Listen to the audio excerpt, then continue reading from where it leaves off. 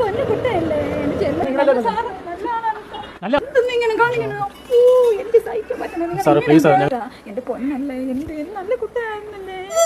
എന്തെന്ന് ചേട്ടാ ഇങ്ങനെ കാണിക്കുക? ആർക്ക് വേണ്ടി ഞാൻ ഇവരെയും ചോദിച്ചിട്ടുണ്ട് നിങ്ങൾക്ക് നിങ്ങൾ ഇങ്ങനെ കാണിക്കണത്?